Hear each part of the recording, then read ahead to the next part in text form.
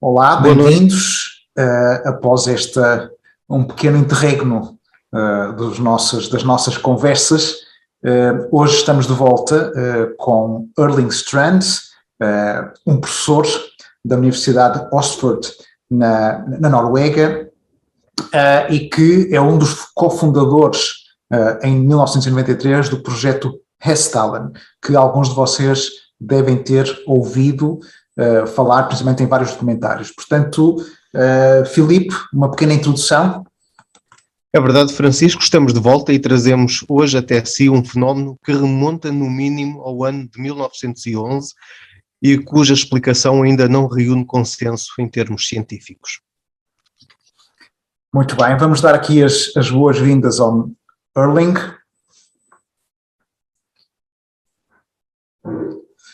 Hello, Erling. Hello. Hello. Welcome. It is a pleasure and an honor to have you and for you to accept our invitation. Welcome. Thank you very much, and it's a pleasure for me to be here too. So that's great. Erling is a professor at Østfold. How does it pronounced the university? Østfold University College.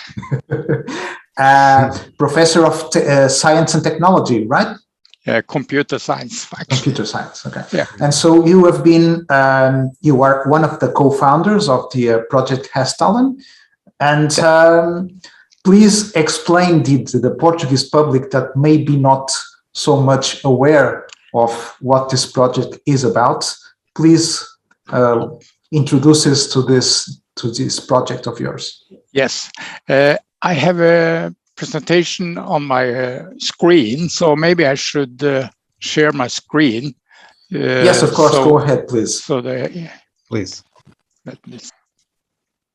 Já agora posso acrescentar que o Erling é também um dos fundadores e um dos representantes da ICER, da Noruega, com certeza, e tem trabalhado, esteve recentemente comigo no Ufology World Congress em Barcelona, onde fizemos várias reuniões da ICER, e portanto queria só deixar esta pequena curiosidade.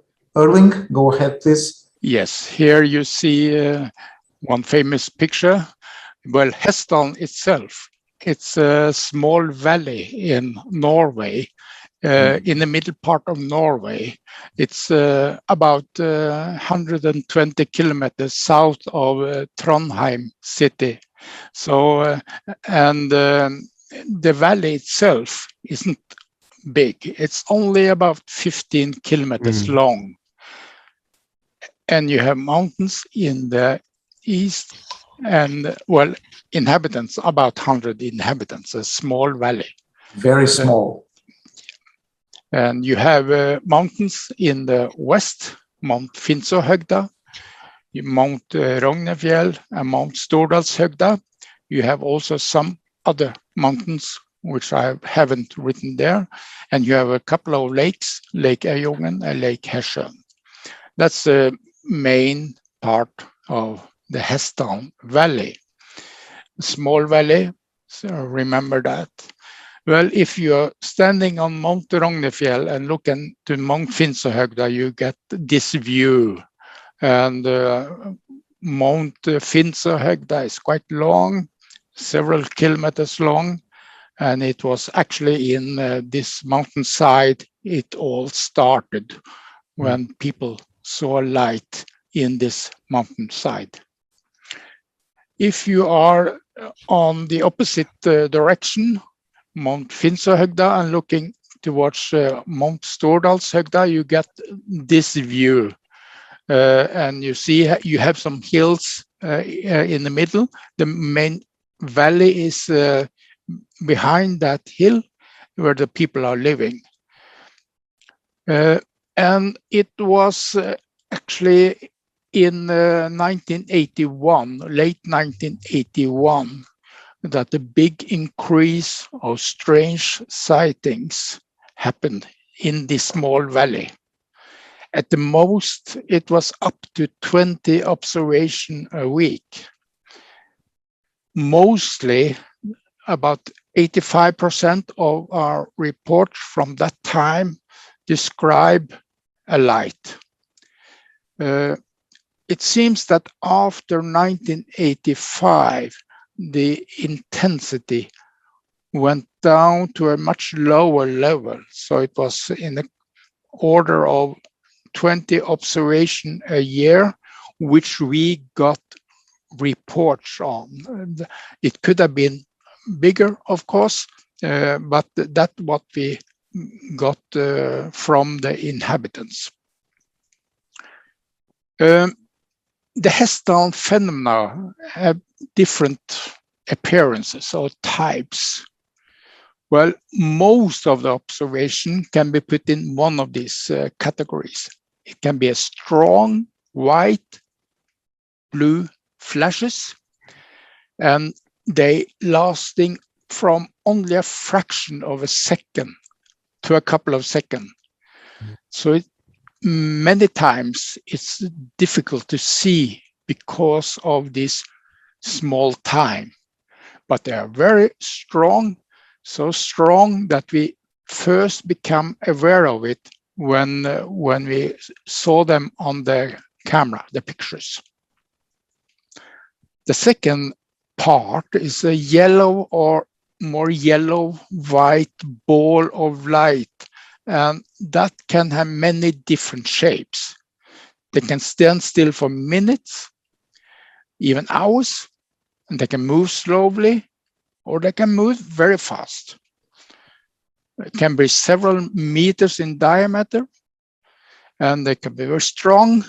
When they go close to the ground, it has been seen that the ground has been illuminated. Sometimes also another light with another color can be attached to this main light. We have discussed that this type can be split in even different types, but I've chosen to have that type. I just say that it can have many different shapes, move different, and so on.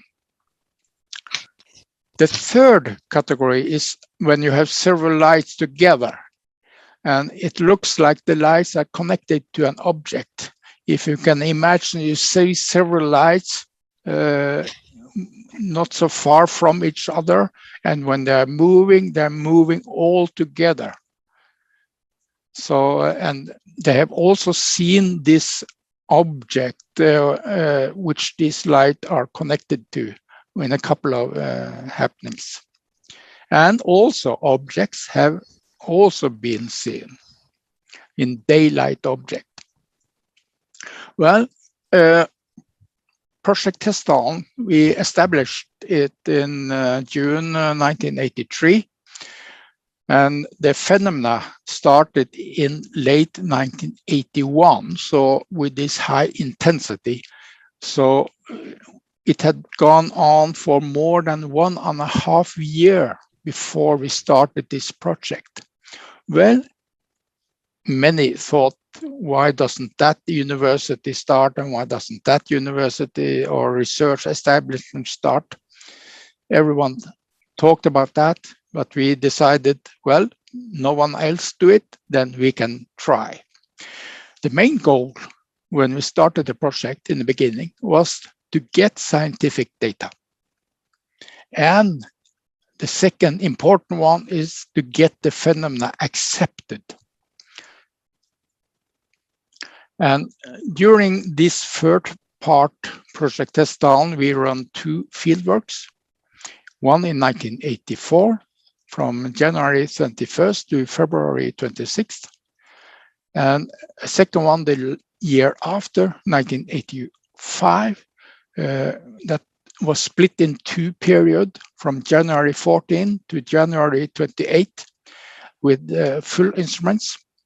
And we continued until February 10th without any instruments at all. I will come back to why we choose to do it in that way. And we had more than 40 persons participated. We had cooperation.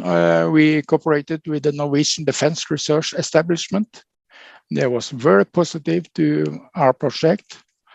And we also the Norwegian military, which was also very interested in what we were doing. And they actually wanted to help us. That was very good. And we also have some contact with scientists at the University in Oslo and the University in Bergen, which did do work with helping us with the data and so on. Well, in the beginning, we call it the UFO, but we decided to change the name to the Hessdalen Phenomena. The main reason for that was that we was in discussion with a lot of scientists. We wanted to get the science community to take part of this. And we discovered that whenever we used the word UFO, there was a little bit skeptic. But when we explained what we meant, that it was an unknown phenomena, etc., then it was okay. But we didn't have the possibility to have that explanation for everyone we met. So to make it easier, we call it the Hessdalen Phenomena. Yeah.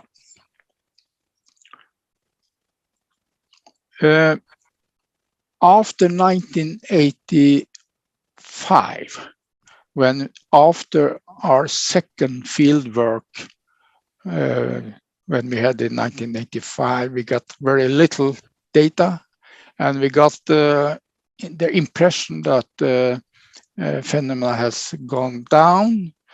But it happened that I found out that it still continued, even though not so high, with so much high intensity. But I decided to start the Project Hessdalen again. And at that time, I was working at the Østfold University College, and we started it in 1993. And I got one colleague with me, and we are around 3 which are working with this. Well, let me say we are not working full time. It's a little bit more like a hobby. We are interested in this. I'm interested in finding the solution. We have our ordinary duties at the university as normal, having lectures and so on. So when we have worked on this from 1993, we haven't worked full time at all. So be aware of that. But we started to organize a scientific workshop in Hessdalen. We have had several bachelor projects for our students, and we put up an automatic station, which we now call it the blue box. The automatic station was in a blue container, and everyone called it the blue box. So we now call it the blue box. It was started in 1998, and we have several cooperation with Italian scientists and so on. We had fieldworks, several fieldworks from 2001 to 2004. It was called EMBLA. You will find a lot of data on it on the net. From 2002, we had science camp. I will tell more about that. And in 2010, we had 2 more automatic field stations. And in 2016, we made a course at the university college called Fieldwork, where the students actually are out in the field and doing research on this phenomenon.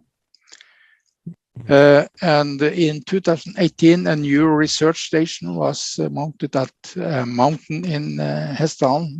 Mount Skarvan is it called. That's a summary. Well, we have some cooperation, also the second part, Institute for Radio Astronomy in Italy, Japan, CNES in France, CNRS also in France, CAR also in France, the university in Greek, and in Würzburg, Germany. The cooperation has gone up and down. It's not everyone is on all the time. So, but anyway, this has been into helping us working to find out more on what this strange phenomena can be. That's the main thing. I can go back in 1982 when I had my first observation which impressed me very much. At that time, I was working as a scientist in Oslo, and I went up to Hessdalen because many newspapers started to write about what's going on in Hessdalen. So I and some companions went up there, and we split on different mountains and communicated with radio with each other. And the biggest observation happened where the cross is. I was located in the place here, Vårskjolden, and another team, which was even closer, was located on Mount Finnsøhøgda. Several pictures was taken. This is one of them. You see the light here, and if you look carefully, you maybe see a mountain edge in the behind here. So actually, it was down on in the valleys. It was actually above this hillside. It lasted a long time. It was very strong. It started at 7:30 p.m. and lasted more than 1 hour. It moved slowly around, stopped, standing still for minutes, moved again, moving up, moving all directions, moving down. And on a couple of occasions, it was so close to the ground that we saw the ground was illuminated. Sometimes it seemed as it was a spotlight coming out from this light, directing both downwards and upwards. And this spotlight was turned on and off. Well, this made a big impression on me, and as a researcher, I thought, well, we must try to find out more about this. Some more pictures of this phenomena. Well, this picture is taken with camera on tripod, with a long exposure time. Exposure time is several seconds. And during the exposure time, this yellow ball was moving. And that's why you have this streak. So it was moving like this. And on this occasion, red flashes happen now and then. So you got one red flash on this picture. You have blue flashes. Those are normally very short in duration. And you have also seems that sometimes a smaller light is coming out from main light. You can see here you have this light coming on and off while it's moving. And when we studied the pictures, we saw some spots of lights now and then. And on this one, it seems that they are connected to this main light. It seems to come out of this main light. And we have also recorded that other times when you see it coming out or even going down into it, not always out, but sometimes also moving in. It can have different shapes. So this picture was a flashing light, and the flashing was three different shapes. And what I think is interesting, if you see the first flash is some glowing, only glowing thing.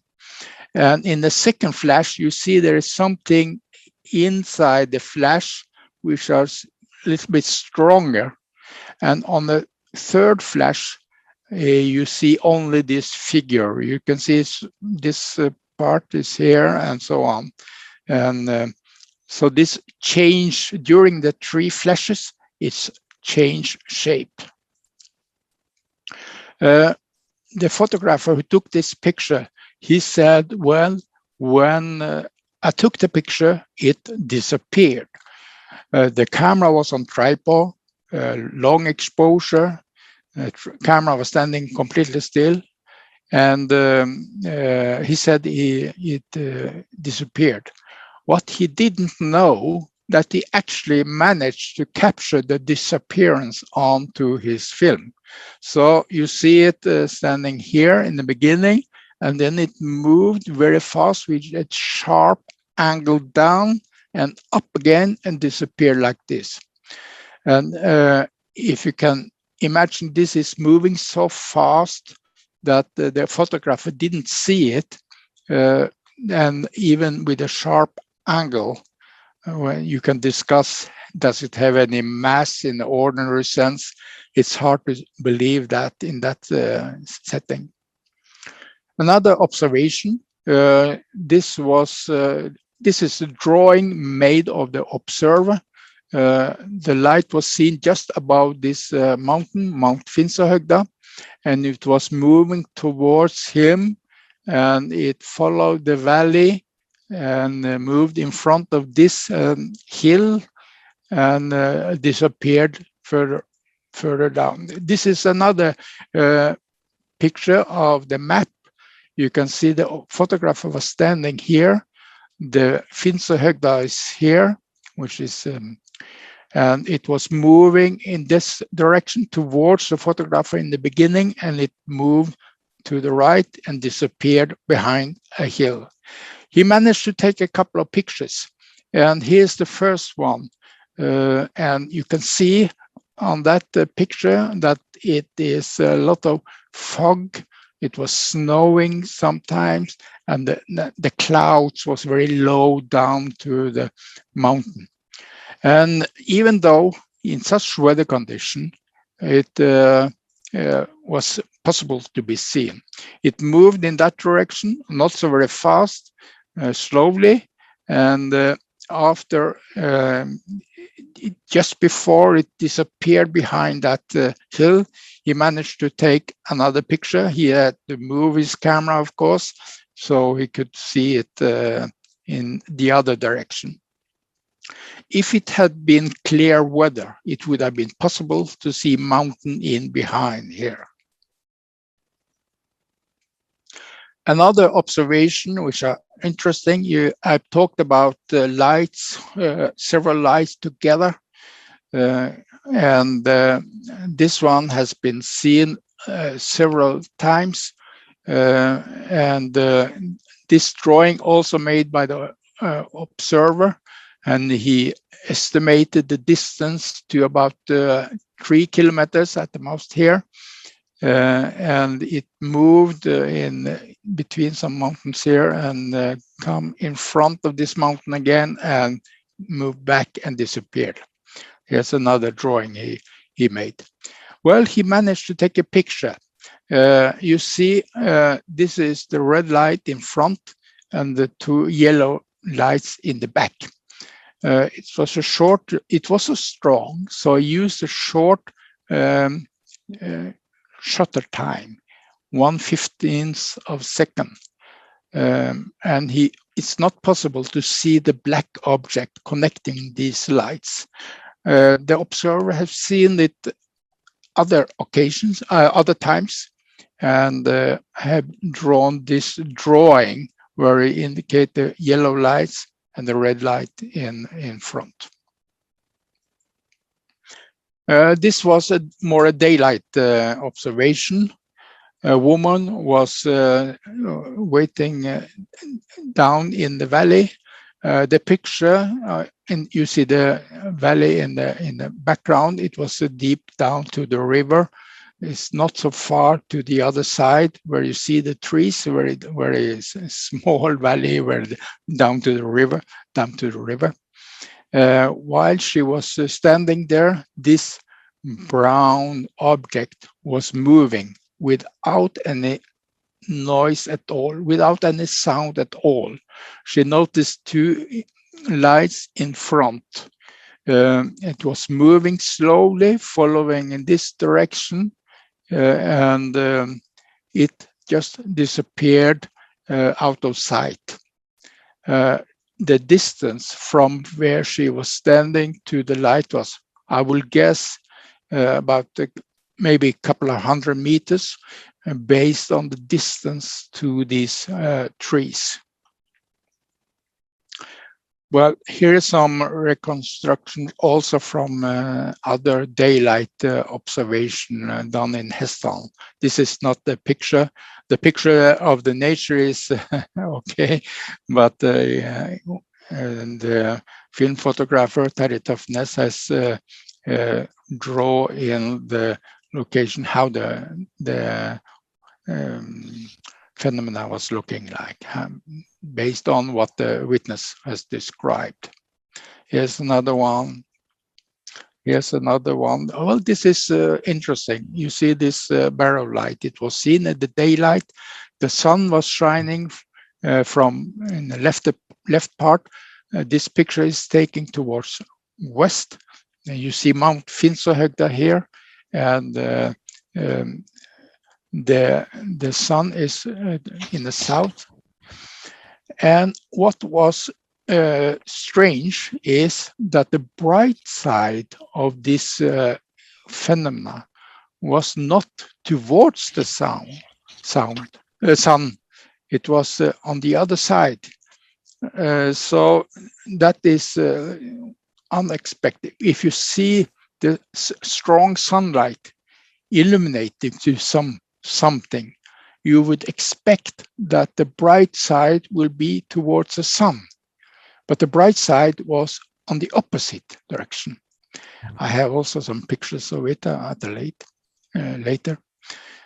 Another observation: a flying hat above a car. This woman who was driving this car, she noticed it was dark, and it became bright light on each side of the car, every side of the car, and it followed her while she was driving up to Hessdalen here, and when she was all the way up to Hessdalen, this hat was moving further direct south, and then she saw it was a hat in that direction. This is a drawing made of description of the observer. It was observed just before the big flap started, late 1981. This was the year before it actually strong flap happened. This hunter it was sunshine, nice weather, was hunting, had his rifle, and when he was going in the sunshine, he felt like the air was removed around him.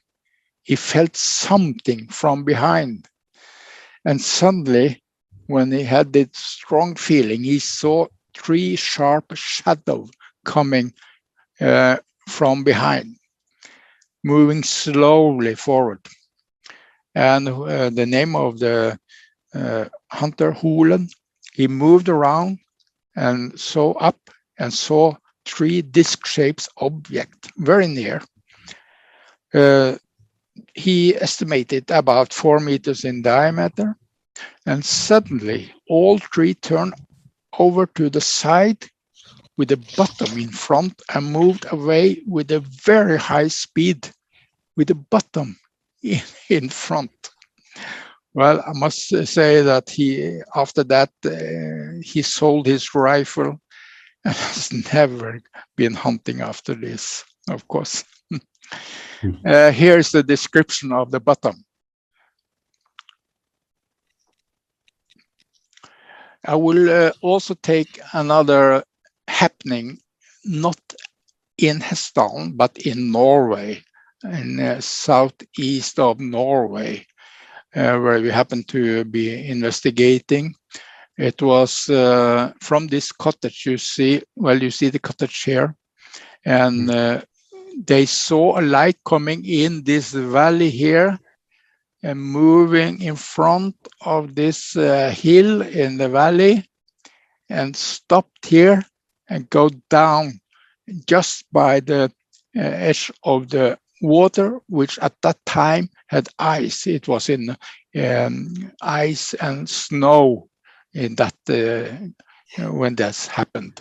This picture has been taken in the summertime, and you see the crosses is marked where the light has been moving, not so fast, and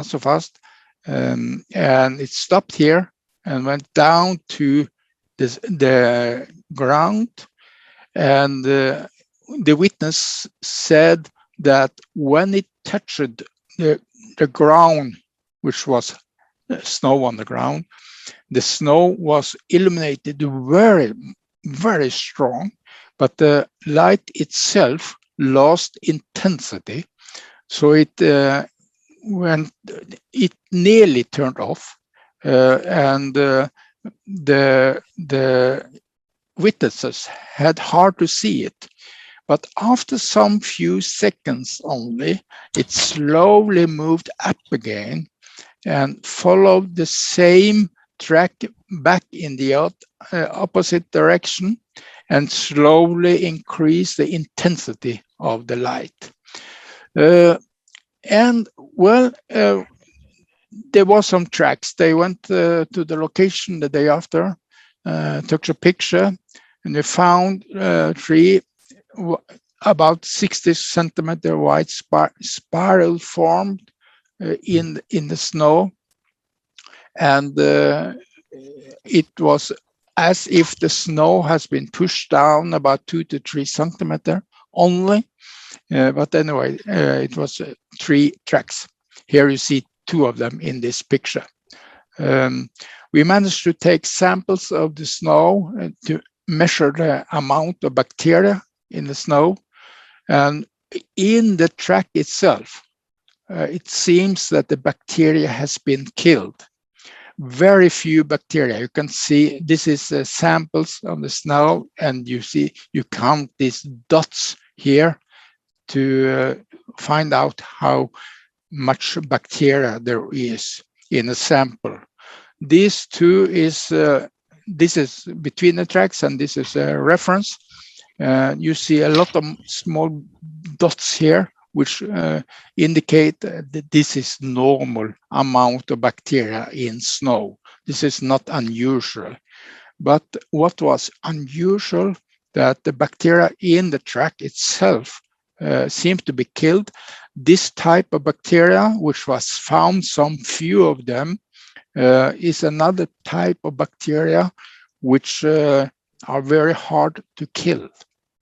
So it could have been, we speculate of course, but it could have been some kind of radiation, very local, which could have made the bacteria to be killed. I should also say that Min Lights, we've been to Australia. I've been to Australia and done some measurement there. And we found out there's similar types of light. Here's blue flashes. I managed to take this picture because, well, I mentioned the blue flashes, very short in duration, only a fraction of a second many times. So that happened down in Australia as well, but I knew that, well, first of all, they are so short in duration, so you are not sure if there is any light at all. But I knew about the small flashes in Hessdalen, set up the camera, took picture, and managed to get 3 blue flashes. Here is a blow up of one of them. We also got one other here, but those blue strong flashes I think is most interesting. I had the magnetometer with me, and we were there about 11 days, and the day with most observation, totally 4, indicated with these black arrows the time on this paper from the recorder of magnetometer. The magnetometer was connected to a writer which wrote down the magnetical intensity. And you see just after this first arrow, which indicate our first observation, just after that, the intensity of the thickness of the green pen, which indicate that the magnetic field is fluctuation back and forth much. And then we have this one stronger here, and this one it gets stronger and stronger.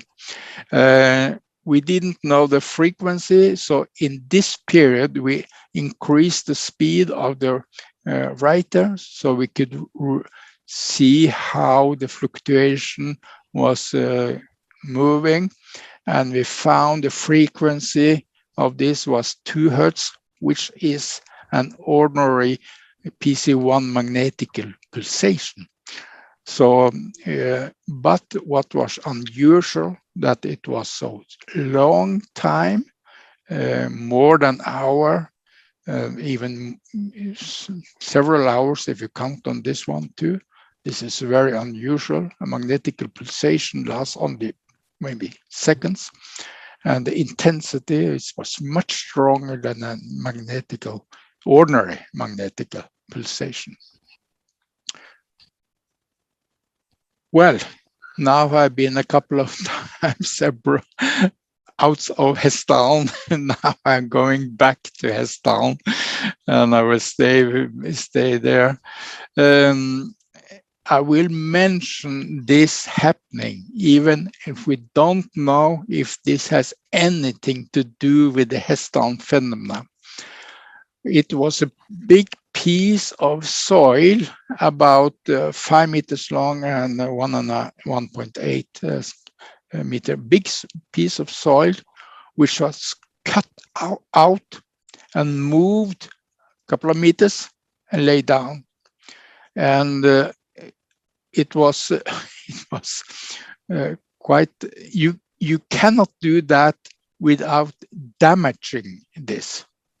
This was put in one piece. So you see the piece here and where it was had been. So that was also strange. This is far out in the it's 2 hours walking from the nearest road. So it was discovered by some hunters. We don't know how long time it was this had happened. No one did see it was happening, but they just found this.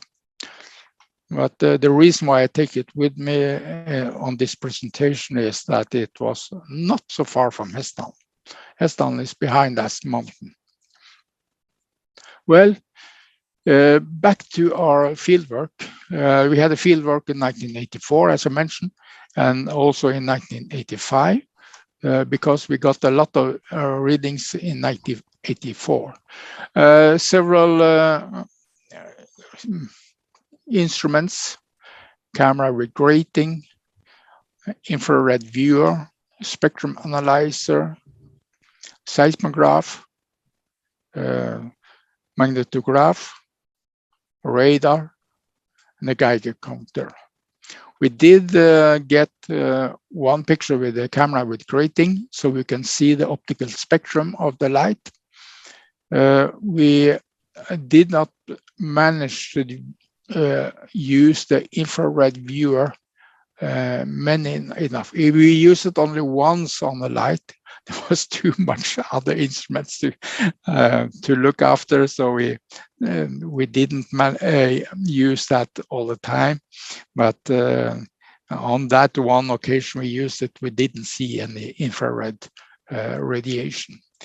Spectrum analyzer, the reason was that we have heard that the radio and television signals has been influence, noise, and so on. So we wanted to find out that, and we did measure some noise. Seismograph to see if there was any movement in the earth, because someone has said that it's used to piezoelectric effect. The mountain is moving and making this piezoelectric effect. So we wanted to check if that was the case. So we actually mounted a seismograph in the valley itself. Magnetograph to see if there was any correlation with the change in the Earth magnetic field, or maybe also if this phenomena maybe also could have some magnetic field around it. Radar to measure the reflection, and if we managed to see it on radar, which we did, and Geiger counter measuring radioactive radiation. Luckily, not any unusual on the Geiger counter, so it was safe to be there. Well, I will not go through all the results, because you can read it on hessdalen.org. My full report is there, but the radar, we used that to measure the highest speed was 30,000 kilometers an hour, and we could also follow one on the radar screen, strong reflection on the screen moving without, we couldn't see anything. But we also got some of the lights on the radar also, of course.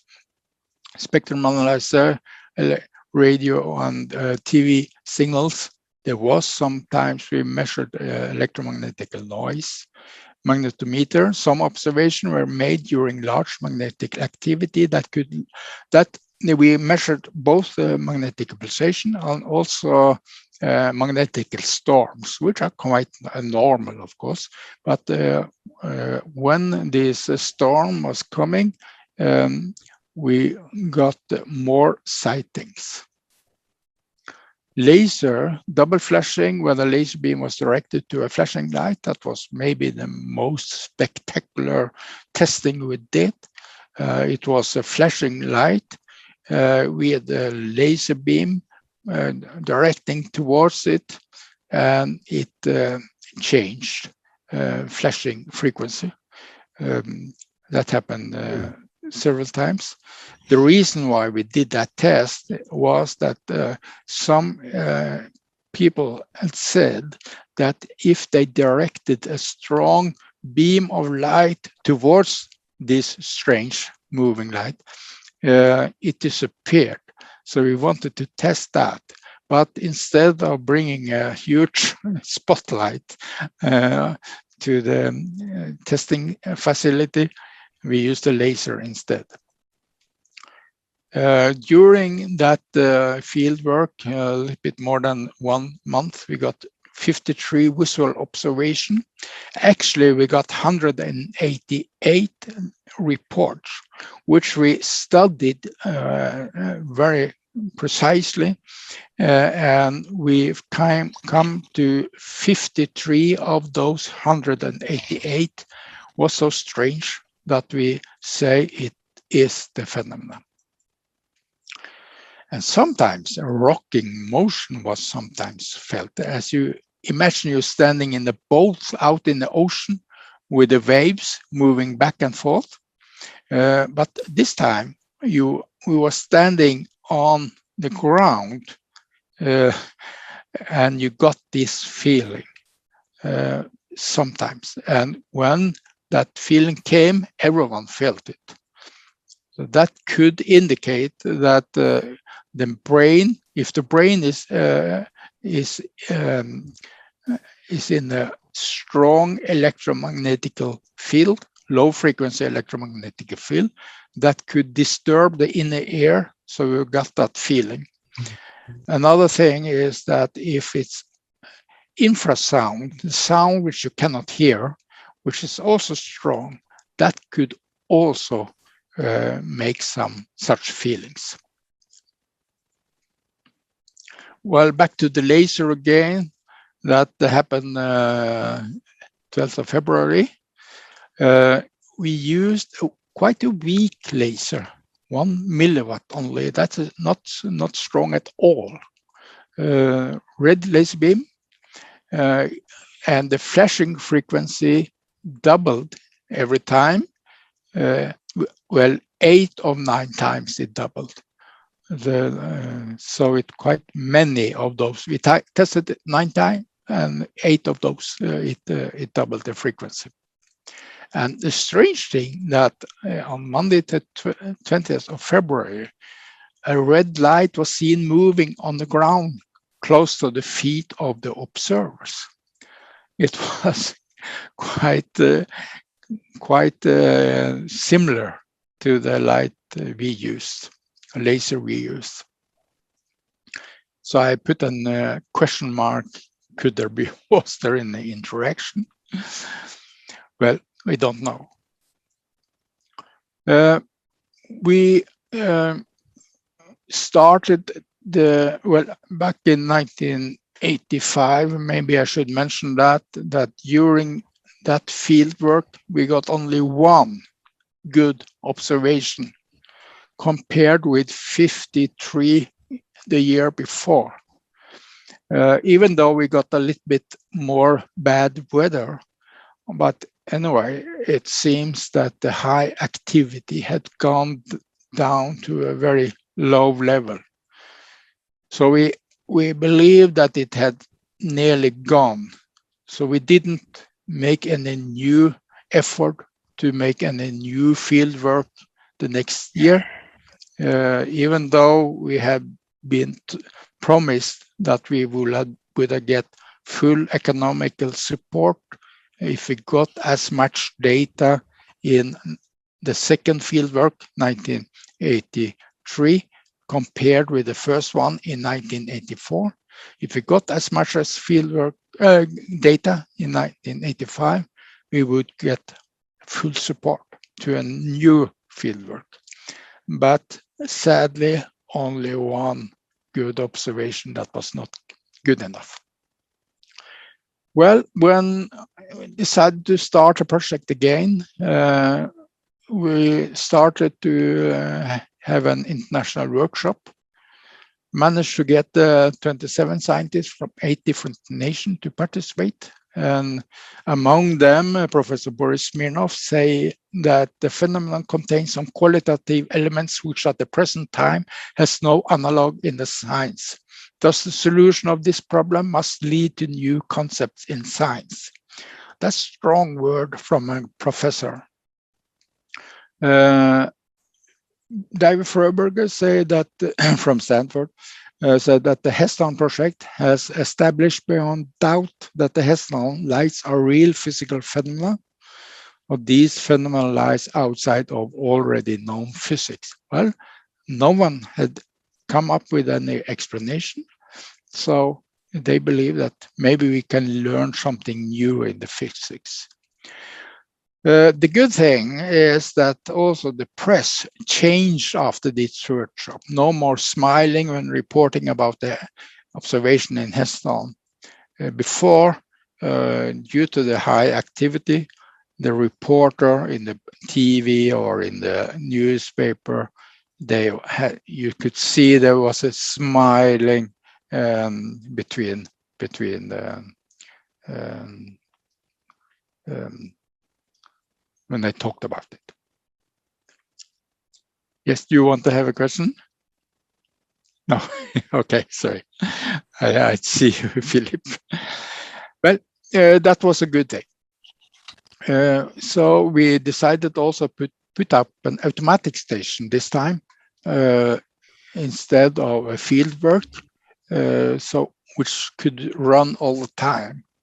So I got my students to build an automatic station. Started back in 1994 when I decided to start the Project Hessdalen again, and they were finished in 1998. Different groups, different bachelor groups worked on this station, and it was good enough in 1998 to put it up in operation. Blue Box, as it's called now, and it's located in the northern part of Hessdalen. It faces towards west. This is the blue box you can see up here.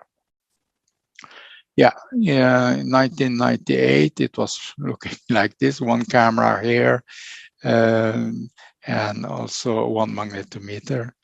In 2001, we got the tower, a little bit more data or instruments, more cameras, and 2011, a little bit more. So it had been increased, and this more has been made by the students. We bought, of course, the cameras, and they make software and so on. So I got many bachelor students which has been working on this blue box in Hessdalen. And it has got some data as well. We can have a little bit look on some of the instruments. I could mention maybe that inside the blue box, there's a computer which analyzes the signals from the pictures from the camera, which are live TV camera, which run all the time. And whenever it detects some unknown light, and light which is normally not part of the picture, it starts recording of the light. I will show you that afterwards. Now I come to a new topic we have done, and the reason why we made that, we involve our students much better, much more, and we got funding for doing that, because the problem in Norway and maybe other countries too in the late 90s or early 2000, and that was there was too few young students were interested in mathematics and physics, and there was that could be dramatically, because it could be too few persons to keep the technical society running. That was the problem. So if anything could be done to increase the interest of students in math and physics, it was welcome. And then we decided, what could we do? Yeah, we can use a mystery to show science is exciting, and take the young students out in the field to investigate the mysteries Hessdalen Phenomena. And we call it the science camp. And here is a picture. They are standing out in the field, and young students. We started with students 15 to 16 years old students, and their teachers though are doing research during 1 week in Hessdalen. They have instruments. Well, we brought the instruments though, cameras, and they stay in tents during the night in September, so it can be cold in Norway and the Norwegian mountains in September. But the young students that together with this teacher they thought it was tough, and it was exciting because I did get some sightings as well, and they can show up anytime. And it did show up several times during the years, and we was lucky. Even when it lasted 1 week, maybe 1 or 2 nights, they saw something. So it was that often, and the student was very excited about this. And they learned, and they needed to run their instruments as well. We teach them how to run it, and they was very keen and did manage. Yeah, it's exciting, and students love it. They learn science, mathematics, and physics. Well, first science camp was run in September 2002, and more than 1,000 students have participated since that time. We have done it nearly every year, and we still do it. Their attitude to such phenomena changed to the positive. When they see a phenomena itself, it do something to the people. And this is young students. So when they see the phenomena, and several have seen it, they change attitude. They know it exists. So the phenomena can become more accepted as a real phenomenon.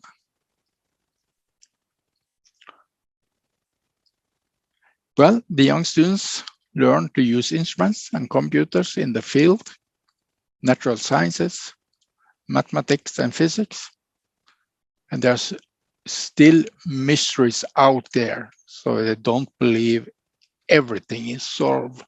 And to solve the different mysteries, you need to become a scientist. So this was the key to get them interested in mathematics and physics. And they learn to work together in a team. Well, this is a picture from 2002.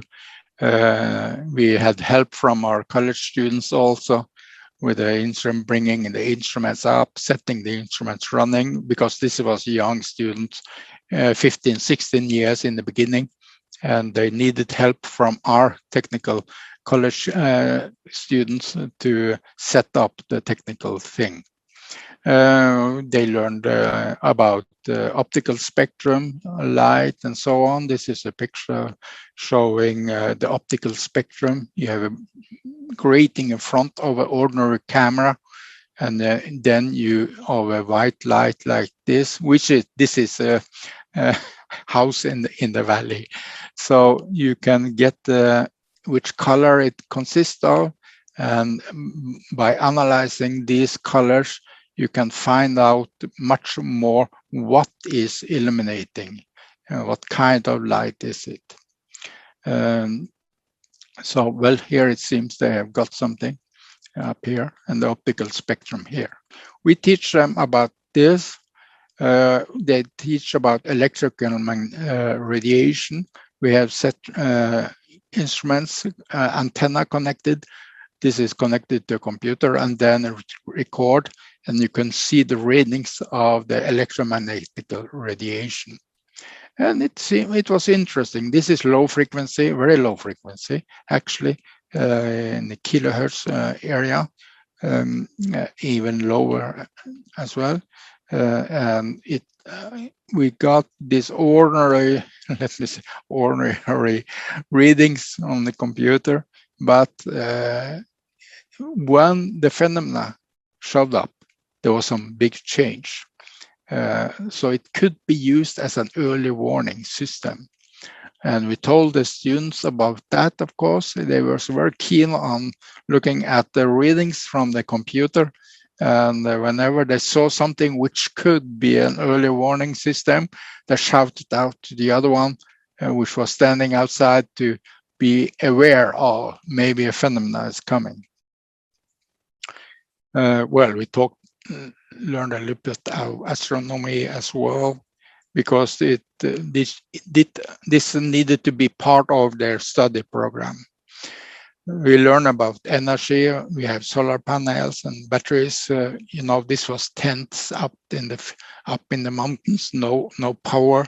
We have to make the power ourselves with solar panels and batteries and so on. So we learned them about that. We did some chemical analysis as well. So they learned quite a lot of different things in this during science camp, these young students. We also showed them the radar and spectrum analyzer, which was inside this blue box. This is the spectrum analyzer we had inside the blue box, and there was following to see if there was something here too. And geology, meteorology. So it was a lot of different learning from these young students, and they have an action too, in a way that there was several stations out in the mountains, and we had the main station which communicated with the different thing. This was the headquarters. They wrote down everything happening in the log, and they have a view. They knew where everyone was on every time because of the security and so on. So they run that one as well. Well, they did a camera equipment too. Let me see if I can manage. There are some sound here. Do you hear the sound? No, we are not hearing the sound. But is it important? No. The only thing you say that you hear is that the student is exciting when they see the light. They are making a lot of comments and very exciting. And they're screaming out on one occasion, optical spectrum, so they know they have to do some measurement. Well, this is not this is ordinary light flashing up now and then. So it will not any dramatically more than these lights you see. But for the students, it is very exciting, of course, when they see this and manage to get it on to the light. Oh, maybe I can do like this.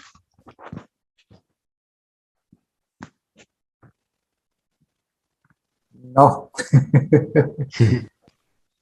Don't worry, don't worry. No, we cannot hear anything.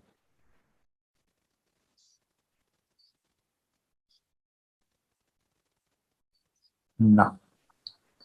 Don't worry, Erling. Don't worry. Well, anyway, it's they talk in Norwegian as well. Well, it's just showing that it's happening when it's when they are there. Okay, media, a lot of things. So, well, here's a map of Hessdalen, where the different locations of the different station where the students were. Base Camp Rogne, it's a local mountain. Base Camp Finsa, Base Camp Skarvan, Base Camp Eyungen, and the blue box is here. And the headquarters at that time was here. We have changed a little bit, so it's not always on the same location from year to year. But this was on 2002. Here's some pictures from the base camp taken in the daytime, so you get the impression of the surroundings where the students were staying. Base Camp Finsa and Base Camp Eyungen and Base Camp Skarvan. This is, we have built a bigger station there now. So they live in tents, have instruments in the tents as well, and equipment in the tents with solar panels and so on. and it was working very good. Take a lot of pictures as well. It's not always we see the light. We take pictures anyway with long exposure. And this one was taken in the middle of the night. And you can see the interesting, it seems like a blue light oscillating in a way. And we got that also back in 1984. A light was coming and starting to oscillate bigger and bigger. And when it was on the biggest, it disappeared, this one. Here you see it's the blue one. You see some oscillating, there's some here, and it seems that it hit something. I don't know if that's the case, but anyway, it changed something here, the frequency. So we studied these lights. Yes.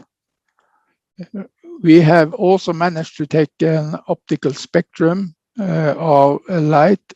This was very from the daytime, and here is the light, and you see the optical spectrum. And we have analyzed that. You see, this is the light and the optical spectrum.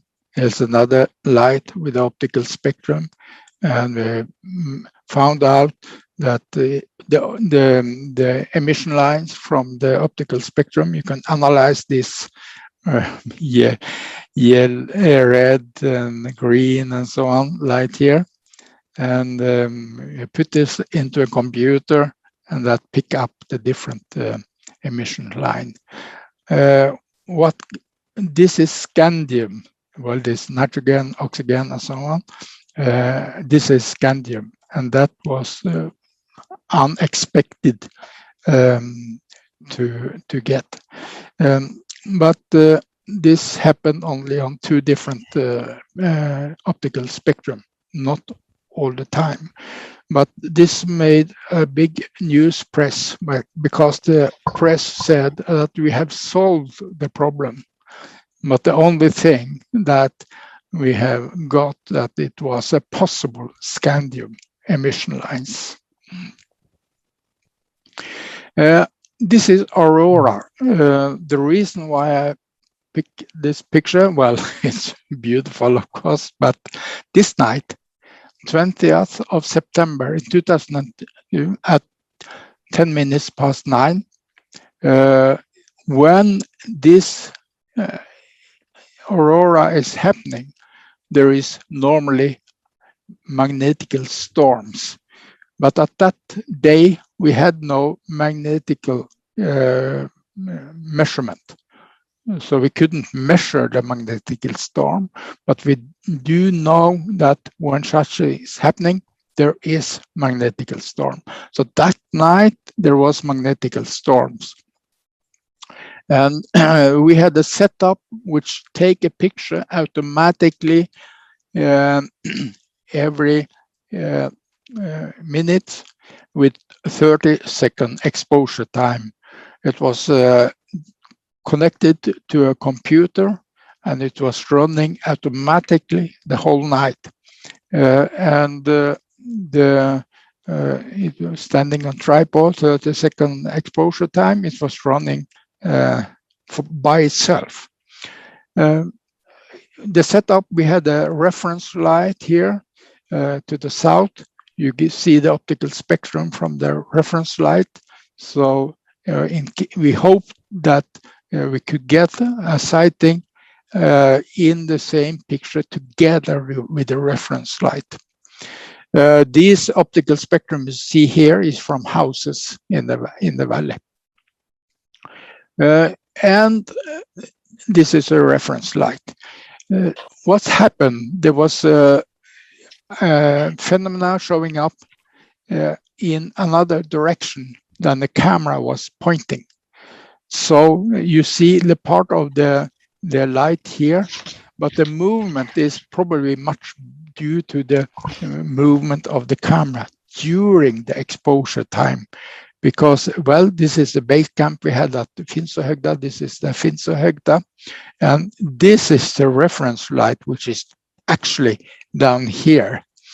So we moved. They moved the camera during the exposure time, but when the next picture was taken, it was this one, and you see the optical spectrum. It seems to be much continuous, and it was moving. This was during 30 seconds of exposure time. They managed to take well, I could mention to the story that this light, this was an outbreak. It started 9:20 with big flashes, big strong flashes. One flash, and then 5 minutes maybe, another flash on another location, and then some maybe 4 minutes, another flash, and these times between the flashes become smaller and smaller. It started 9:20, and this picture was taken at 9:58, close to 10. So it had gone on for nearly 40 minutes with a time period between the strong flash become smaller and smaller. So this was the last, I call it the outbreak of light, because this was enormous. And after that outbreak, there was no more lights, no more flashes of light, which we have seen for the last 40 minutes, but no more. And this camera continued. We didn't see any more flashes after that. They managed to take a picture as well. Lights will come here. Let me see.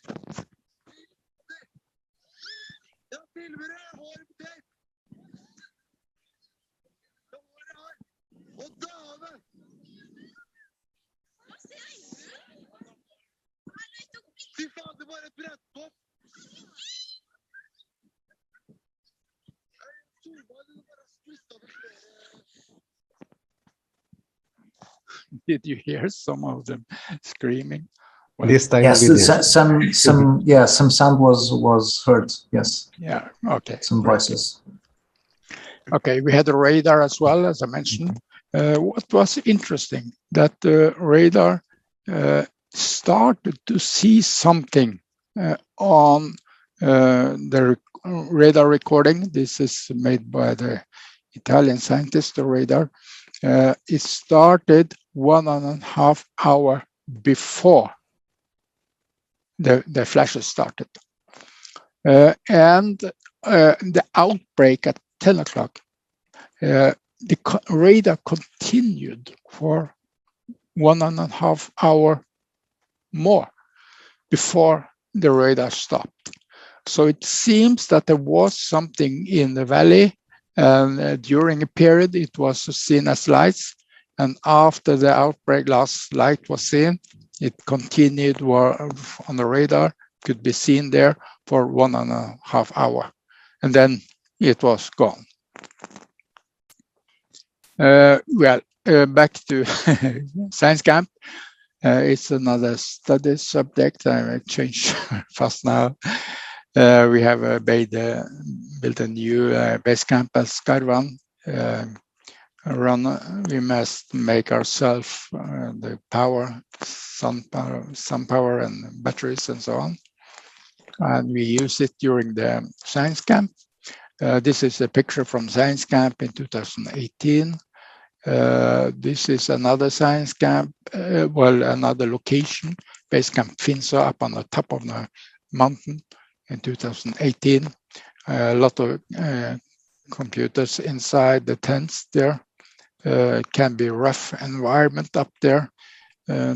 So those who go up there must be very well trained for such work. And they think it's exciting. Now it's our students. I said you started science camp with young students, 15, 16 years old. We did do that for some years. Then you increase the age. Another school, which is from 17 to 18 years old. And after that, we run it for only our students now. So they had a base camp in last week, I think, with 14 students from our college. But during the COVID, we couldn't have any science camp. Well, I think every university college should use a real mystery as a case for learning student science. And not any book telling what the mystery is. So the students know they will participate in getting the data for a coming study book. We said that for all the young students as well. They used to learn what other people have found out and read about that. But we told them that this one, no one knows, and you must help to get the data, which maybe can find in a new learning book later. And that triggered some very much. So that's, I think we should use a mystery as a case for learning students science. And of course, in that process, you must tell them about what we know today, learn about instruments and so on. And they're very, very keen on learning when they know that they need to learn to get the right data. It's great education and keep the students motivated. Well, I will show you some pictures which has been taken in the daytime lately. These pictures, many people go up in Hessdalen to see the nature, take pictures of the nature, and when they study the pictures afterwards, they see there is something in the picture. This looked like a cube. However, the dark side is towards the sun. You see, the sun is to the right part. You are looking towards east. This is just after midday. So the sun is coming from the right. And if you imagine a cube with this end is out towards you, you should expect that this one would be the brightest one, but it's not. It's the darkest one. So maybe we don't know how that is. Another thing showed up. This is one strange light with a strange form. They didn't see it either when I took the picture. I did also see a similar when I was up there, but I didn't think of the camera. It was packed down, of course. It was in the daytime. This one has also been seen on the pictures, not seen by the eyes. I took a picture of the nature and show up. Well, this is also some from the early 1983, when they explain some kind of object inside the glowing around the object. There's this drawing is made by the observer, and they said it moved out from nowhere in the clear sky. It was sunshine, clear weather, nice weather, and it just was seen moving out. They saw the first part first, and then more and more was seen as it was coming out from portal in the sky or whatever. And it disappeared similar. I have also another story from Hessdalen of the inhabitants report, which describe a similar sighting. Lately, we have done investigation in the ground. Why Hessdalen? What's so specific with Hessdalen? It's easy to think that there must be something in the ground. So we have some cooperation with French and Greek geophysicists. And this is the picture of the valley. This is the lake and the small lakes here. You have Finnsøhøgda here, and you have the mountains in the east here, Stordalshøgda here, and so on. And in this hillside, where a lot of sightings has been seen, and they have mapped the magnetical and electrical properties in the ground. And these lines is where they have walked in different year. The red one is 2014, and blue one 2016, green 2017, yellow 2018. So you can see where they have been walking. So, and they this is geophysical readings based on their data. To make it short, they found out that the conductivity in the ground could be very strong, very good conductivity on some places. And they made a drawing of where they believed they measured actually the high conductivity in Hessdalen. Hessdalen is here, and this is a ring where the conductivity is strong. Well, to summarize a little bit, some kind of interaction, maybe 4 times possible. It's very difficult to claim there is interaction, of course. It must be possible interaction. The Hessdalen Phenomena are seen on radar, and even when it cannot be seen by our eyes. High magnetic activity or humidity as well, increase the probability to see the Hessdalen phenomena. Electromagnetical signals have been detected. The details about those are in my report. It can show up from nowhere, just disappear. High energy light, UV light, question mark. I'm thinking of the snow where the bacteria has been killed. It's easy to think of a possibility that there is a light with high energy in it. Many different shapes and speeds. Can be different solution to the different types of observations. Doesn't need to be one. For instance,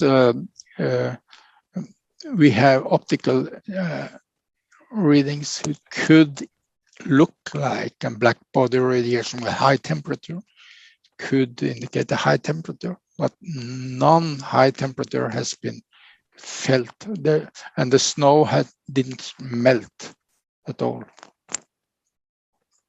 So that's many proposed natural hypotheses. I will not study all this or comment all this. It's too much or too complicated, but these are different topics which has been proposed as a natural hypothesis.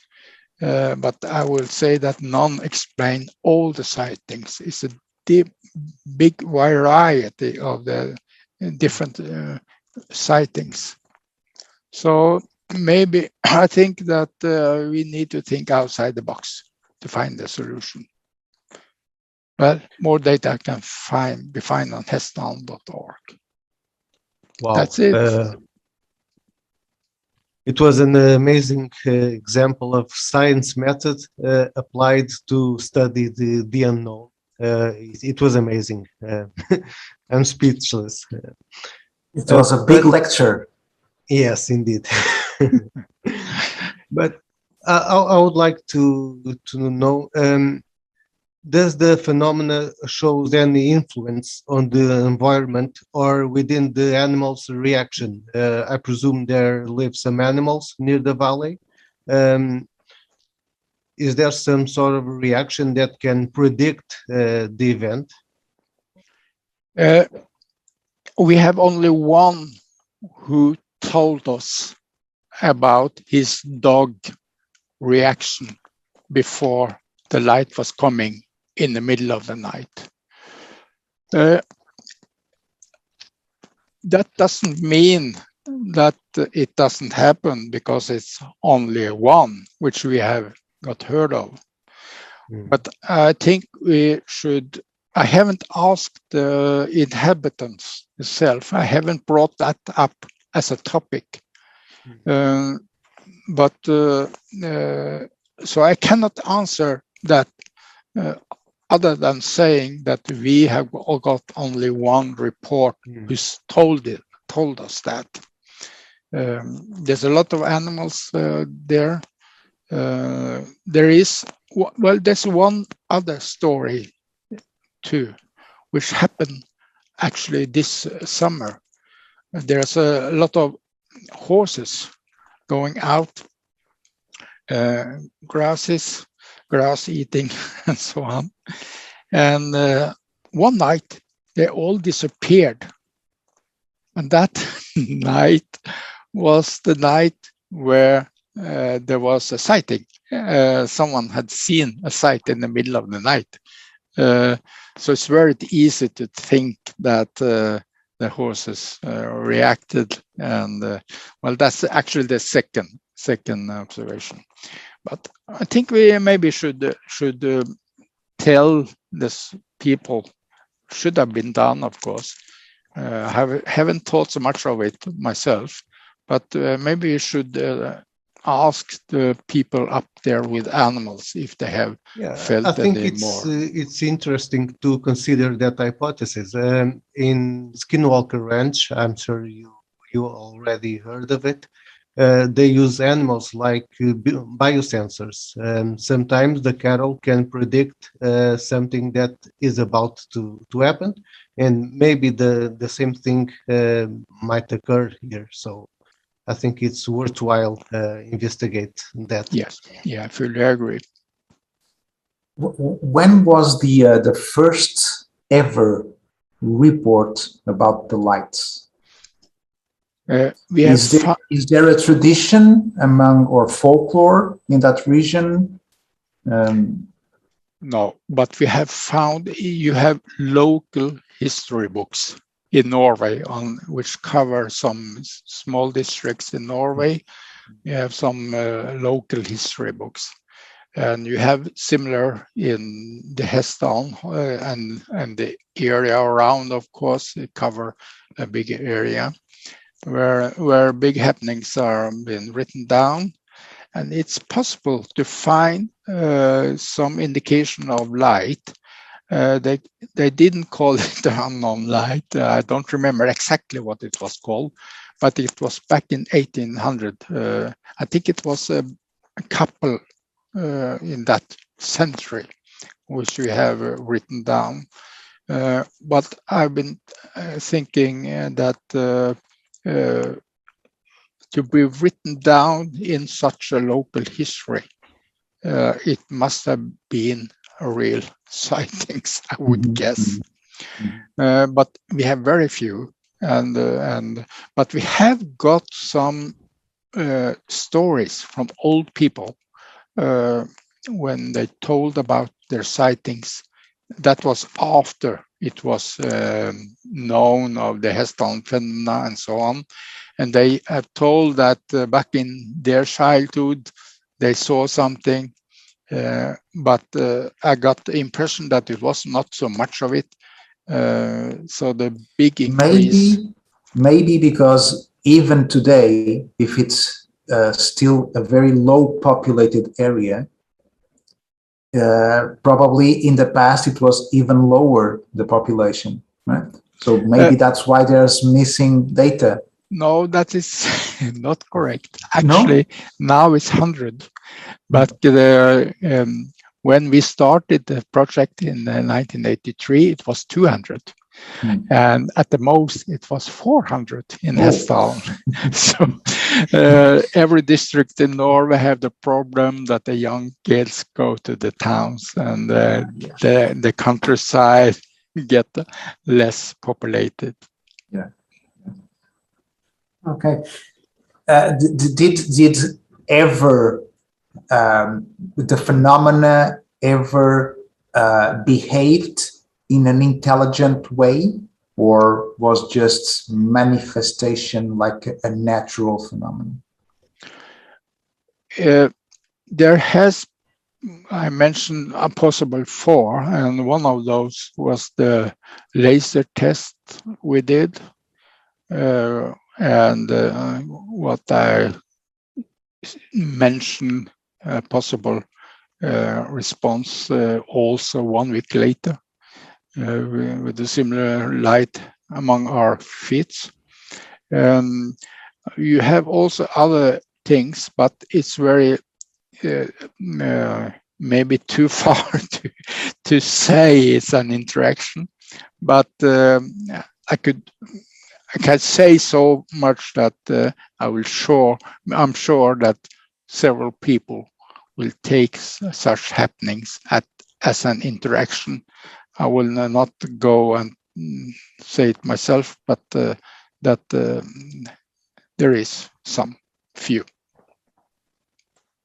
Is this an erratic event, or does it happen often during some times of the year, kind of like spring, summer, winter? We have more reports when it's dark outside. So far north is a big difference of how long of the night, how long the night is when it's dark outside, compared with when it's sunshine in the summer or in the winter.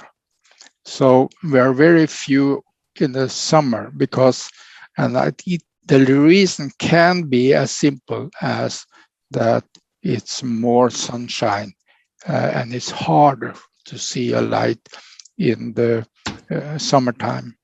I showed you some pictures, and I said also that those who took the pictures of the daylight, in the daytime with a strange light, they didn't see the light when they took the picture. They saw the light on the picture afterwards. So I think it's the reason why we have more in the autumn, winter, is because it's more easy to see a light in the when it's dark outside. Yes. But it could also, well, it's a deep speculation, of course. But it's strange also that some people see it more often than other people. Actually, there is people in Hessdalen which haven't seen it at all. I don't know if they've been out seeing it afterwards. Of course, you have to be out and look for it, and you have to be open to be possible to see it. Because if you are too closed mind, if you are so close and you say that you don't believe that such thing exists at all, I think you automatically put up a filter on yourself so you don't see it. So those who reports more, you can say they are more accept the phenomena more. They know it exists, and then they are able to see it when they come. People who don't accept it, if they see something, they have a filter which don't send it into their brain. I think. You've spoken about the several collaborations you had with other organizations, mainly in France and elsewhere. Did those the researchers from those centers came to Norway to check also, to try to see and observe, or was just this collaboration just mainly through communication between the organizations? Well, it is both. I met some from this organization who are very keen on seeing it themselves, and luckily, can you see that when they come to Hessdalen, they did see it themselves, and they triggered something inside themselves, so they contributed a lot on the science part. I would say luckily, because if they hadn't seen anything during the period they was up there in the beginning, I don't know if they would bother to do anything. I don't know. So I've been lucky. Have you ever considered to apply meditation to the camp observation, to bring someone who helped the students to relax and be able to be in a state of mind that can perhaps potentializes the observation of this phenomena, kind of like what Stephen Greer does with the C5 protocol? It could be interesting to do. We haven't done it.